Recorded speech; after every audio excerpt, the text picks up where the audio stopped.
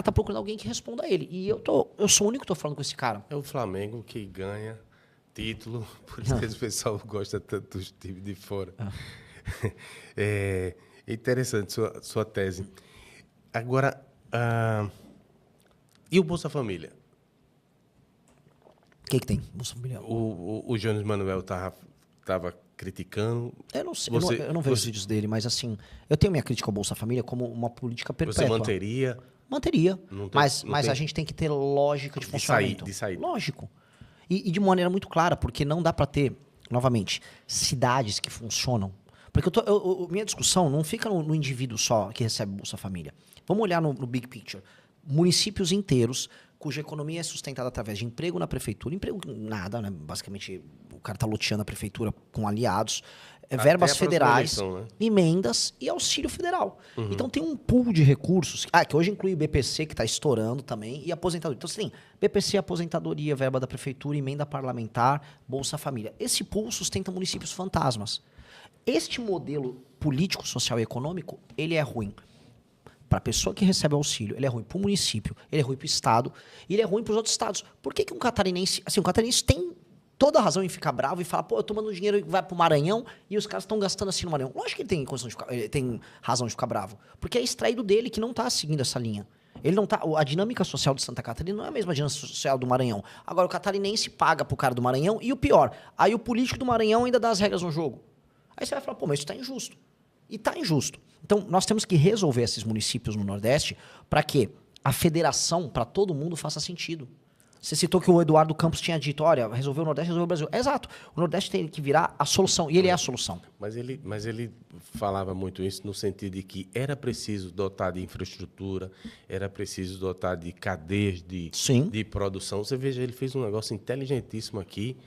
Suape já estava bem encaminhado e a Fiat queria se instalar lá, o que não seria absolutamente nada. A Fiat, na época, né, que depois mudou de nome, Jeep, e hoje em dia é Stellantis, faria todo sentido. Eu disse, não vamos botar aqui, porque a gente precisa, do outro lado do estado, ter uma outra asa, o avião, para manter a estabilidade. E aí jogou toda a fábrica lá. Hoje em dia tem um monte de sistemista no entorno, continua atraindo investimento e não inviabilizou de uma vez, porque daqui a pouco todo mundo indo para lá, até a estrada ia ter que, sei lá, triplicar, duplicar. Então, a ideia dele era muito nesse sentido. Vou lhe dar um exemplo. Transnordestina. Não saiu. A perna para Pernambuco não saiu. Então, é preciso... Não sei se você concorda com esse tipo de avaliação. Concordo de gênero no grau. Isso só sai se resolver a política. Óbvio. E assim, mesmo o plano dele tem contradições internas muito grandes. Porque a questão toda é a seguinte. O Brasil... veja só, é Goiânia o nome que fica lá, a fábrica. Então, você tem lá uma iniciativa automotiva que está funcionando. Ela é pontual. Você tem lá no Vale do São Francisco a agricultura, especialmente ligada à fruta, com valor agregado. Pontual, está funcionando lá. Aí você tem o meião do Agreste, do Sertão, que ainda é problemático. Aí você tem a região metropolitana aqui. Aqui tem um porto digital, aqui tem serviço. Beleza. Você tem iniciativas pontuais que não se irradiam.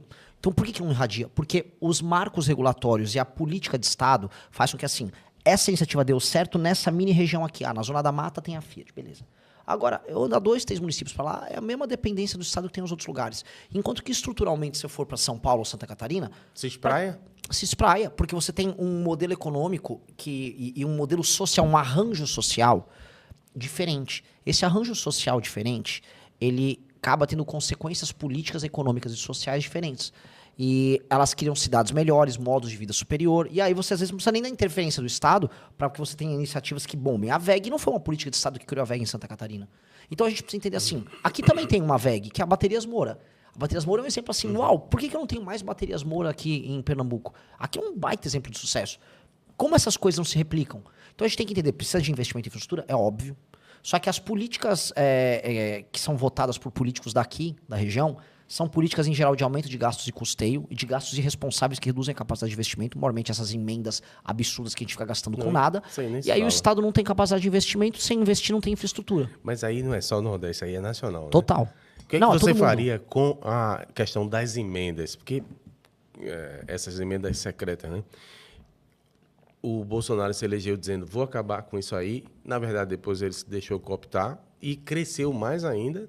E o Lula, hoje em dia, não tem força. Para você ter ideia, metade do orçamento já é para o Legislativo tocar como se o Executivo fosse. Sim. né? São Como 50 bi, isso? 50 bi pra de cada lado. emenda. Ou seja, o Estado não tem capacidade de investimento, quem está investindo são eles e eles investem mal. A emenda, ela é uma anomalia da cultura brasileira, ela não surgiu agora, ela já vem de muito tempo e faz parte de uma lógica coronelista, do tipo, um cara do legislativo quer mostrar para a população que ele trouxe o dinheiro para fazer uma obra. Né? O deputado, olha, o deputado, isso não faz nenhum sentido, isso está no Brasil inteiro. Isto é uma anomalia, isto é bizarro. Agora, há um lado positivo, não na emenda em si, mas num líder no executivo saber usar a emenda. Tem que acabar com o orçamento secreto e a gente tem que condicionar o envio de emendas a desempenho das prefeituras. Ou seja, você é um prefeito, vamos falar, Brejão. Acho que alguém já me defendeu. Tem que demitir o prefeito que sair mal e tem que ser responsabilizado, porque, afinal, ele mas minha proposta é essa. Não sei se foi tu lá atrás. Não, assim, minha proposta é bem clara. Um político que não atinge indicadores básicos de gestão, ele perde direitos políticos. E o partido dele não pode eleger ninguém na cidade. Por quê? Porque toda a chave da ação política tem que voltar à gestão pública na prefeitura. Porque o poder público atua, no fundo, é na cidade. Então, um partido político, o foco dele é em eleger o quê? Deputado federal. Por quê? É o que dá dinheiro para fundo partidário, fundo eleitoral, e o deputado federal ele manda emenda. A dinâmica tem que ser outra. É o prefeito. Então, assim, o deputado federal quer mandar emenda para o prefeito dele. O prefeito dele bateu os índices do SAEB, aumentou a cobertura de esgoto. Não bateu, não pode mandar emenda. E o prefeito vai ficar inelegível. Aí o deputado só vai poder mandar emenda se o prefeito está cumprindo meta. Senão, não vai poder mandar emenda. Aí você vai ver todos esses deputados e todos esses prefeitos correndo dando pulo de 2 metros para cumprir meta e atender o que precisa para as pessoas. E não ficar desviando o dinheiro. Então tem que ter um sistema de metas muito claros. E a gente pode botar o IBGE e qualquer, vamos dizer, departamento do governo federal brasileiro estabelecendo esses critérios e essas políticas muito claras voltadas para os municípios, porque hoje está muito fácil. Hoje um prefeito, a gente sabe muito bem, ele pega a emenda, desvia 20%, 30%, faz um caixa 2, fica ali atendendo a população com um favorzinho com esse caixa 2. E aí vem um período eleitoral, ele bota um show do Wesley Safadão, do Natanzinho, vai lá, faz esse monte de show, a população é comprada, vota neles, gira o jogo, esse prefeito depois ajuda a ganhar o deputado federal ligado a ele, e você fica numa roda de queimar dinheiro público e de não melhorar a vida das pessoas. E essa roda, eu volto a colocar, não faz sentido para ninguém. Essa roda... faz para os políticos, fazem políticos. Assim, essa roda acontece no Brasil inteiro? Ela acontece no Brasil inteiro. O problema é que ela acontece com uma intensidade maior aqui. Então, a revolução que precisa ser feita no Nordeste é uma revolução que passa em alterar isso. Se a gente altera isso, cara, a gente começa a mudar toda a lógica e começa a tratar as pessoas como gente. Por isso que eu volto a falar, o meu discurso não vai ser encarado pelas pessoas daqui como um discurso xenofóbico. É o discurso mais nordestino de todos. Porque eu sou o único que estou falando dos problemas do Nordeste.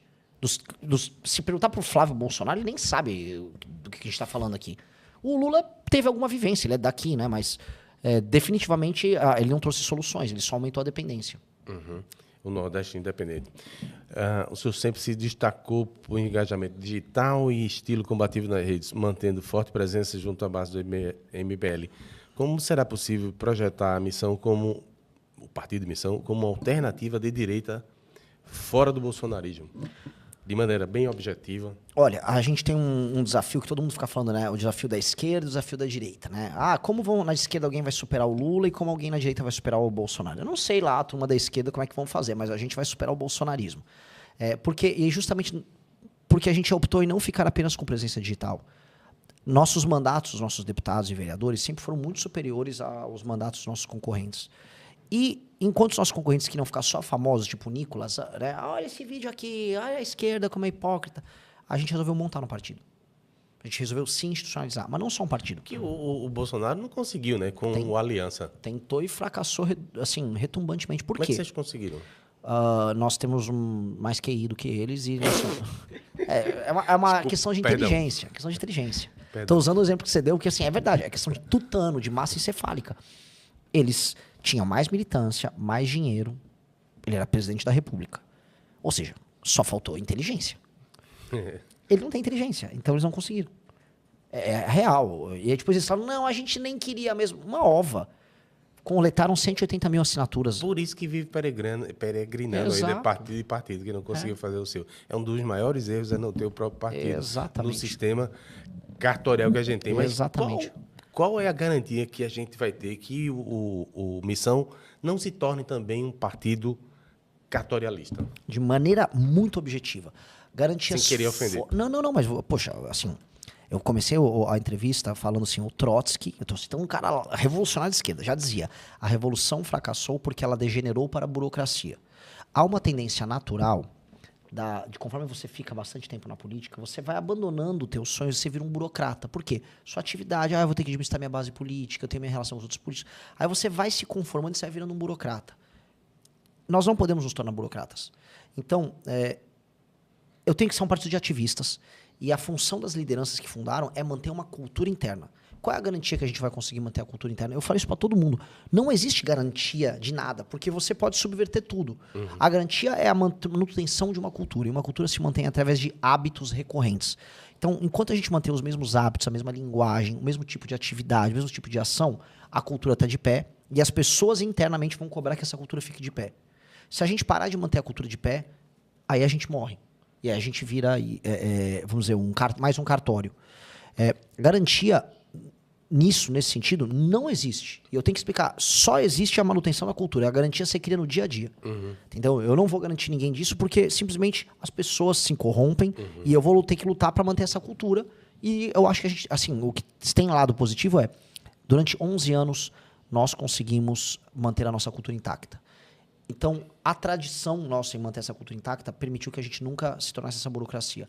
Creio que a gente consegue manter por mais tempo. Uhum. Então, a nossa história diz isso. Tá? O desafio vem agora com o partido. Em retrospectiva, qual foi o maior acerto e o maior erro do MBL desde 2015? O maior acerto, de longe, foi nunca ter se tornado submisso à corrente majoritária da direita, que é o bolsonarismo. Isso deu possibilidade de eu estar agora com o partido, tá me apresentando aqui como um pré-candidato e tendo um grupo muito único. Esse foi o maior acerto. Assim, seja independente, não baixe a cabeça. Isso em qualquer campo político. Eu vejo o Novo é um satélite do Bolsonaro. O PSOL e o PCdoB são satélites do PT. A gente não. A gente é único. A gente é dono do nosso polo de poder e a gente vai crescer de maneira independente. Nosso maior erro, a gente foi muito inocente nos primeiros anos, achando que havia uma revolução, que as pessoas queriam fazer algo diferente, quando as pessoas só queriam um Lula para chamar de seu à direita, que foi o que redundou no próprio Bolsonaro. A gente acreditou assim, não, as pessoas querem continuar, a Operação Lava Jato é importante, a luta contra a corrupção. Não, as pessoas queriam só seguir o Bolsonaro e defender os erros dele. Então, a gente foi muito inocente por muito tempo. A gente quebrou essa inocência, esse véu aí passou. Uhum. Existe algo do MBL que você faz questão de não repetir nesse novo projeto? Não sei se é um pouco redundante essa pergunta. Essa inocência. Isso significa deixar de ser idealista? Não. A gente tem que ser imaginativo, criativo, inovador, mas não ser tonto. A gente pode ser bobo. Beleza. Eu anotei aqui Zema, Caiado e Ratinho. Todos montados em uma estrutura. Como é que vocês vão fazer para ter uma estrutura de campanha nacional? Recebe fundo partidário, recebe doação, não pode, que está proibido, né? Como é que vai fazer para se espraiar e ter uma campanha competitiva? Senão, não faria sentido. Graças a Deus, hoje existe a tecnologia de comunicação permitida pelas redes sociais, porque, vamos dizer, em termos clássicos, a gente não teria nenhum meio de competição contra nenhum deles. Então, assim, a inovação vai, no discurso. Então, nós somos os únicos dentre esses três que não fica baixando a cabeça para os Bolsonaro. O Zema, o Caiado e o Ratinho, se o Bolsonaro espirra, eles, meu Deus, o que está acontecendo? Eu te amo, lindo espirro, esse espirro foi o espirro mais lindo que eu já vi. A gente não. E fazendo genuflexão, né? O tempo todo. Eu acho isso humilhante. Como é que você quer ser um líder quando você, se quer se colocar como candidato, você tem que ficar de joelhos, assim, esperando a aprovação de alguém?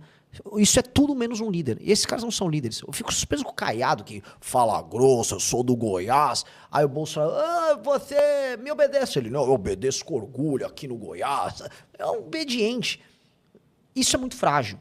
Então, como a postura deles é frágil, as pessoas percebem, e mesmo com muito menos estrutura, as pessoas percebem a nossa independência. Uhum. Dito isso, nós temos uma militância muito maior do que a deles.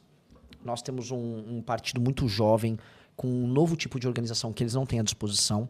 Então, nós somos menores, mas mais velozes. É como se nós fôssemos uma startup e eles uma empresa estabelecida. Então, no basquete é aquele baixinho, né? Que resolve. Isso. Correndo mais. Olha, o Zema vai estar por aqui dia 25. Você quer deixar uma pergunta para ele, fazer uma avaliação? Pergunta para o Zema de maneira clara. se ele realmente acha que vale a pena o Partido Novo se tornar refém do bolsonarismo para sempre. Que para mim vale a pena. Porque aí tira um concorrente da frente, porque basicamente eles vão ser pro Bolsonaro, que é o PCdoB PT. Ou o PSOL. Entendeu? Para mim é ótimo. Então eu torço para que ele continue errando. Mas assim, vale a pena? Isso é muito frágil. Vale a pena toda vez que os Bolsonaro dão um berro, se submeter a isso, vale a pena ficar chamando deputados bolsonaristas para entrar no partido? Vale a pena não ter identidade alguma? Vale a pena? É isso ser um partido político?